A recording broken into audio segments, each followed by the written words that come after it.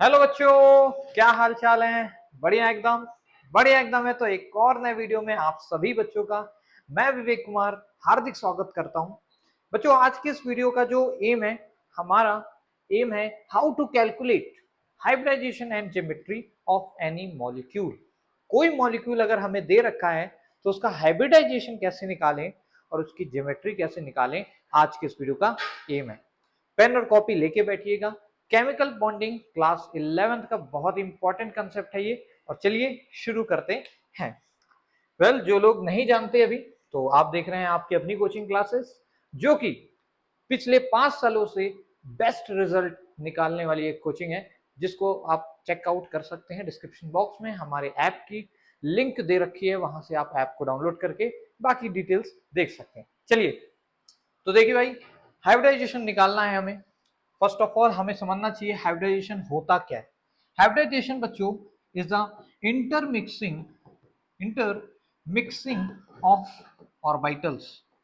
जब दो या दो से अधिक ऑर्बिटल्स क्या होती है बच्चों, मिक्स हो जाती हैं। इंटरमिक्सिंग ऑफ ऑर्बिटल्स, ठीक है ना।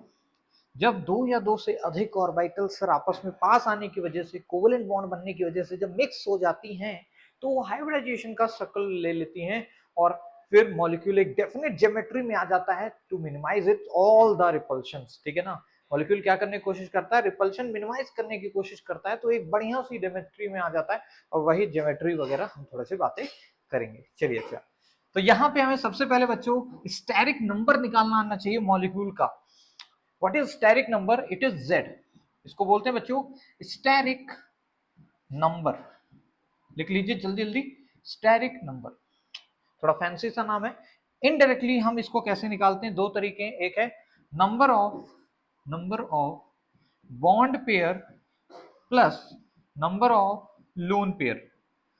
एक तो फॉर्मूला ये है। दूसरा फॉर्मूला लिखिए जल्दी से, हाफ वैलेंशियल इलेक्ट्रॉन किसके, ऑफ सेंट्रल एटम। अब सेंट्रल एटम नहीं निकालना आता तो बच्चों आप देखिए हमारे लुइस, जो लुइस शेप्स होते हैं, ऑक्टेट रूल वगैरह, उन सब पे हमने प्रॉपर बताया हुआ है किस तरीके से लुइस डॉट स्ट्रक्चर बनाते हैं और सेंट्रल एटम ढूंढते हैं किसी मॉलिक्यूल के अंदर।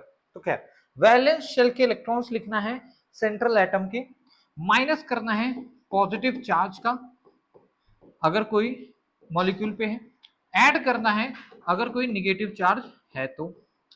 लिखते रहिए अभी। Plus number of monovalent atoms, add कर दो क्या, नंबर ऑफ मोनोवेलेंट एटम्स, जो कि उसके कहा हो, सराउंडिंग में हो, ठीक है।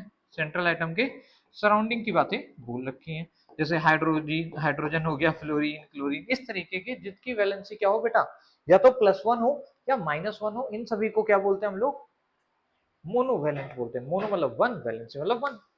ओके, ओके जी। तो भाई इस तरीके से हम निकालेंगे। इसको लिख लिया क्या, ठीक है।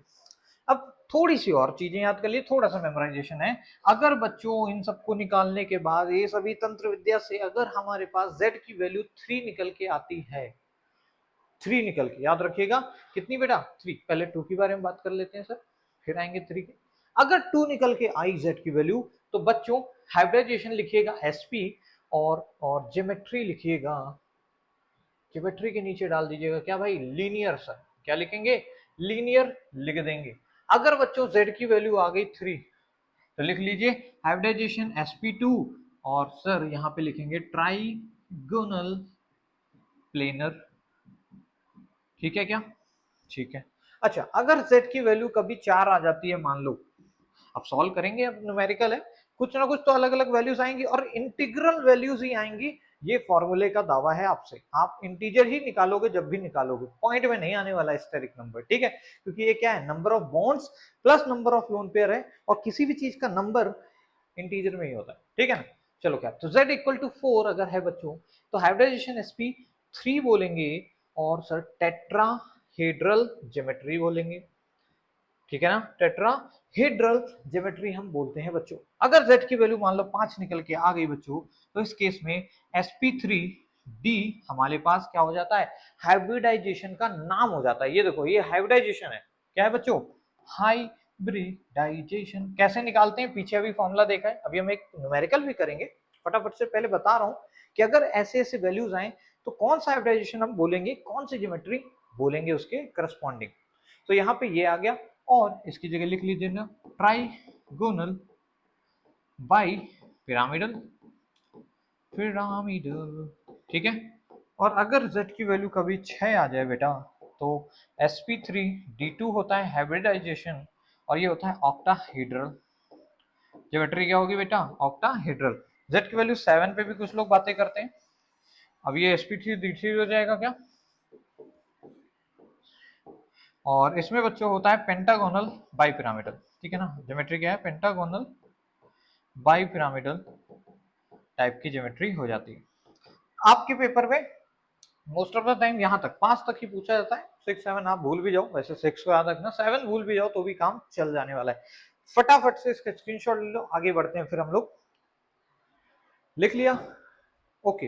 तो अब देखिए एग्जांपल क्या है, एग्जांपल है सल्फर डाइऑक्साइड। हमें बताना है सर कि इसकी ज्योमेट्री क्या है और यहाँ पे हाइब्रिडाइजेशन कौन सा हो रहा है। तो चलिए देखते हैं। पहले तो हमें बताओ सेंट्रल एटम कौन सा है। सेंट्रल एटम यानी कि सर ये सल्फर ही होगा, क्यों, क्योंकि the least electronegative element will become the central atom, जो कि मैंने लुईस ऑक्टेट रूल वाले वीडियो में बताया हुआ था, ठीक है। अच्छा, तो सेंट्रल एटम सल्फर हो गया है सर। सल्फर के वैलेंस शेल में कितने इलेक्ट्रॉन है, पहले तो सर एटॉमिक नंबर बोलो, एटॉमिक नंबर 16, इलेक्ट्रॉनिक कॉन्फ़िगरेशन करोगे तो आएगा 2, 8, 6, यानी वैलेंस शेल में सर 6 इलेक्ट्रॉन है। तो Z की वैल्यू निकालते हैं, 1/2 फॉर्मूले में था, वैलेंस शेल के इलेक्ट्रॉन लिखने थे, फिर माइनस करना था अगर कोई पॉजिटिव चार्ज है तो। कोई पॉजिटिव चार्ज दिख रहा है क्या, SO2 के ऊपर कोई चार्ज नहीं, यानी जीरो कर दो भैया माइनस। प्लस करना था, कोई नेगेटिव चार्ज वो भी नहीं है तो जीरो ही कर दो भाई। अच्छा, साथ में नंबर ऑफ मोनोवेलेंट एटम जोड़ने थे। क्या सराउंडिंग में 1 वैलेंसी वाले एटम है, नहीं, ऑक्सीजन है, मान रहा हूं सराउंडिंग में ऑक्सीजन है, बट ऑक्सीजन की वैलेंसी 2 होती है, डाइवेलेंट एटम है। और भाई यहाँ पे ये भी जीरो हो जाएंगे, हमें मोनोवेलेंट की संख्या रखनी थी, ठीक है सर।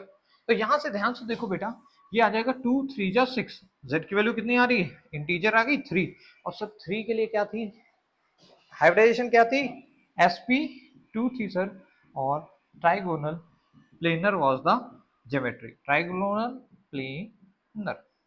क्लियर है क्या। तो इस तरीके से हम किसी भी मॉलिक्यूल का हाइब्रिडाइजेशन खटाक से निकाल सकते हैं यूजिंग दैट फॉर्मूला। कुछ एक होमवर्क क्वेश्चन लिख लीजिए फटाफट से। CO2 का बताना है आपको, H2O का बताना है, और आप बता दीजिएगा एक NO3 नेगेटिव का। चलिए ये आपको होमवर्क में करने हैं, बहुत ही आसान आसान दिए हैं, ज्यादा मुश्किल नहीं है। फटाफट से इसको कीजिएगा और कमेंट सेक्शन में मुझे जवाब दीजिएगा। इनमें से कोई भी आपको आता है उसका जवाब दे देना, सारे भले ही मत लिखना, ठीक है। तो चलो इस वीडियो में बस इतना ही, मिलेंगे किसी नेक्स्ट वीडियो में, तब तक आप सभी बच्चों को मेरी तरफ से एक प्यार भरा जय हिंद बच्चों।